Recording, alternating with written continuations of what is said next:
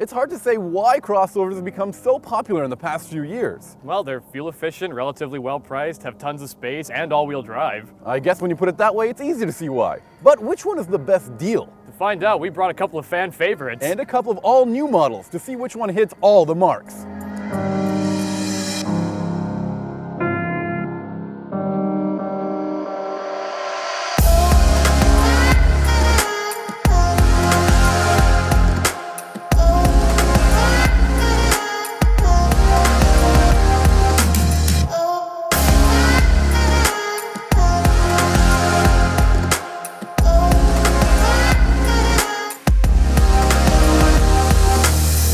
If you're a crossover buyer and didn't buy a CR-V, chances are you bought one of these. This is the Nissan Rogue, and it's easy to see why people like this car. And that can all be summed up with 2 words: Star Wars.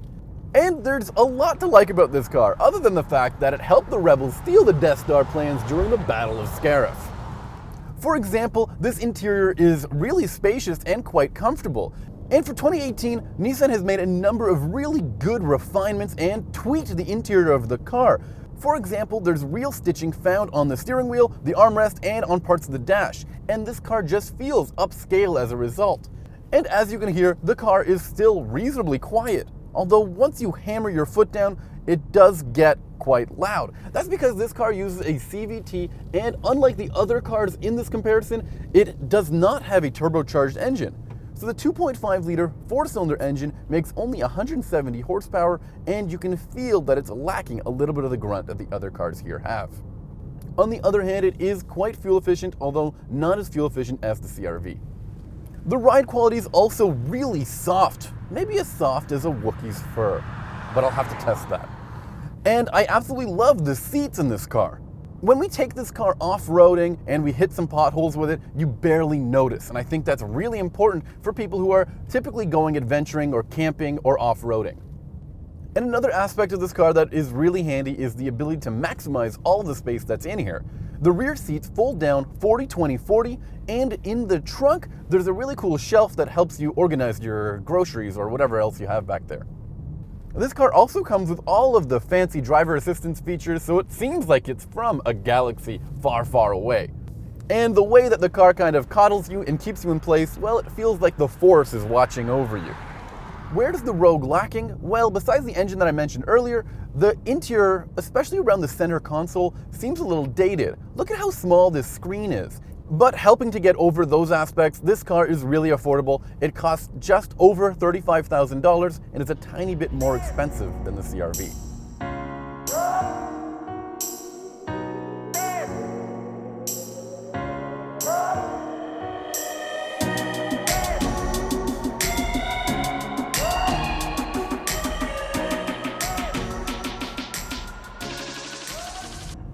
It's the most affordable car of the group. It's only $35,000, and for that you get a lot of features, like forward emergency braking, lane keep assist, all-wheel drive, all the good stuff that you need in a CUV.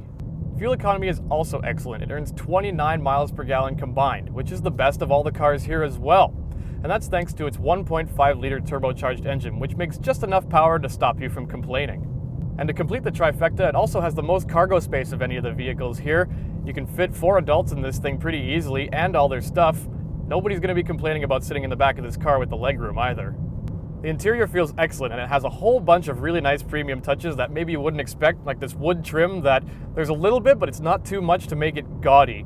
The infotainment screen is great, except I'm not a big fan of the touchscreen type. It's better to have the buttons for me, especially if you're wearing gloves in the wintertime. But everything else works well. It's really fast. Something as simple as having the shifter up on the dashboard instead of down on the console makes such a big difference. Leaves a lot more room down here for phones, tissues, chargers, and anything you'd need for a road trip or just daily life. Also, having an armrest that slides out makes it easier for people who have maybe shorter arms or something, allowing you to just lounge around when you drive this car. Which brings us to driving basics, which this thing absolutely nails. The engine and transmission are perfectly smooth, which means that there is no excitement when you leave the line. And that's good, because you don't want a quarter-mile monster as a daily driver. The steering is nice and light at low speeds, allowing you to go around the neighborhood no problem, and at highway speeds, it tightens up so that you can make little adjustments in your own lane. The suspension is also excellent, allowing you to sop up bumps like they're not even there. So what's it missing? Well, I will say it's a little bit boring, and you might think, well, it's a CUV, of course it's boring, but Honda hasn't really gone above and beyond to make anything exciting here. It's very average, but there's really no fault in that. It does exactly what it says on the box perfectly. The 40-20-40 rear seating of the Rogue actually opened our minds to what could be done in a CUV, but with the Honda, you have so much space to play around with, you really can't complain. The rear foot-activated tailgate is also something that took us a little bit to figure out, but once we had it figured out, it was really easy. You have to kick your foot under and then stand back so you don't get smacked in the face and drop your free-range eggs and kale. The CUV delivers on every one of its promises, and that's going to be really hard for the others to beat.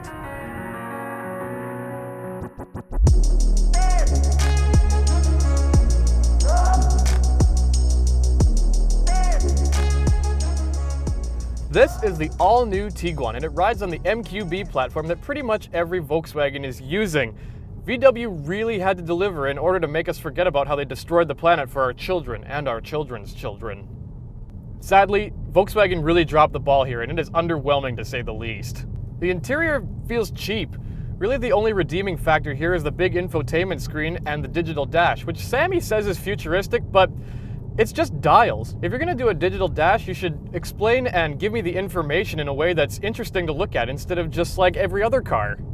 The seats are aggressively bolstered, which means it's kind of hard to get in and out of this car, but once you're in, they're quite comfortable. Sitting in the back is also excellent because it has a lot of rear seat headroom, and once you fold those seats down, there's a lot of space as well.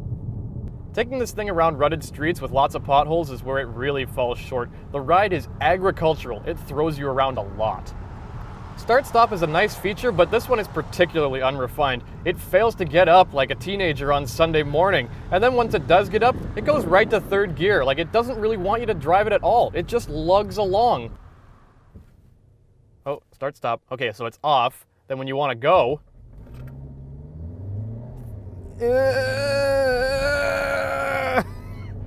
Okay, now we're going. Doesn't like it. It doesn't like you driving it.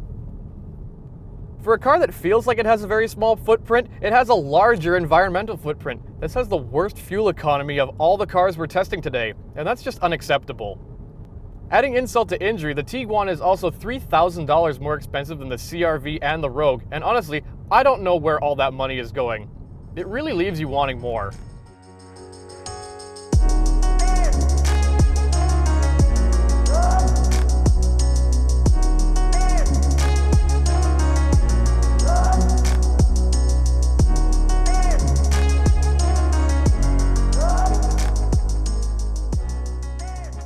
And the final car we have here today is the Chevrolet Equinox, which is also all new for 2018. It leaves a really positive first impression thanks to this gorgeous two-tone interior and the really punchy engine. But after spending some more time with the car, I began to fall out of love with it. But first, let's start with this engine. There's a 2-liter turbocharged 4-cylinder engine under the hood that makes over 250 horsepower, and that's awesome for a crossover. Paired to that is a 9-speed automatic transmission, which is surprisingly refined.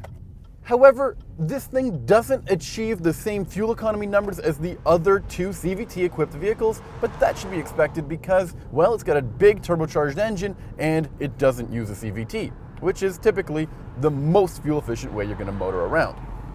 But when you begin to examine the interior of the car, you just fall out of love with it. See, some of the materials in here are a little bit harder and they don't seem very premium, despite this gorgeous two-tone look. And while I really like some of the aspects of the car, like the infotainment system, which is really high resolution and responsive, and there's these really useful buttons behind the steering wheel, other elements of the car just don't seem as well finished, and could require a second look. I mean, some things shake when you close the door a little too hard, and other things flex under the tiniest bit of stress. I just don't think this car will live up to the long-term stresses of living with a family.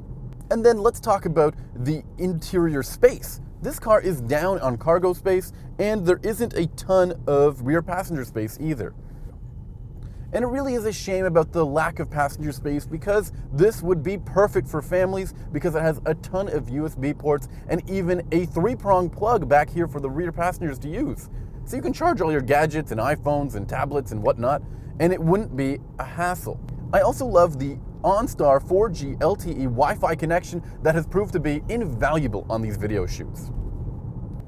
This car is also lacking in a few important driver assistance features. There's no adaptive cruise control or lane keep system, and that's kind of a bummer when you consider how much more expensive this car is compared to the Rogue and the CR-V and even the Tiguan. It's the most expensive car here at nearly $40,000, and you're missing out on a ton of really important technology features. Okay, Alex, we've driven all 4 cars, and I think it's time to give them a quick rundown for our viewers out there. Let's start with the Volkswagen Tiguan, which I think looks awesome and has that wicked virtual cockpit. Yeah, I agree. This car looks really good. Unfortunately, I think it's really expensive, and the interior is just cheap feeling. I don't know, it's got this tactile feel that's just not quite there. All right, so let's scratch that one off the list and come over to the Equinox, which leaves a great first impression and has this wicked engine under the hood. Yeah, this thing's actually pretty fast, but I don't think you can fit as much stuff in it. And again, the interior in this thing is really bad. It's just falling apart. This is also even more expensive than the Tiguan. All right, there's just no pleasing you, is there?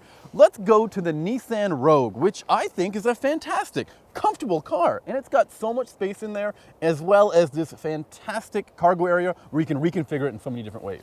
Yeah, this car is really good. Unfortunately, that engine just isn't quite there, and you really need those if you're gonna sway the buyers. All right, that leaves just one car, and that's the Honda CR-V. And I think this thing does it all. It's super fuel efficient, it's got a ton of space in the rear seats, and it's really affordable.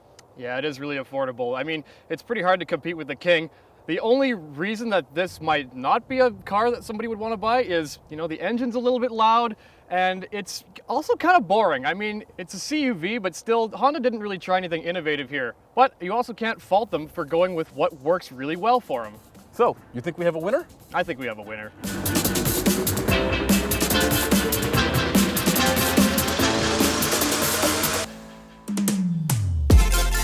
Honda weathered the storm of new rivals with the CR-V and delivered a crossover that has every feature that a new car buyer would want. And it offers it all at a great price and with excellent fuel efficiency. The CR-V remains on top and simply can't be beat.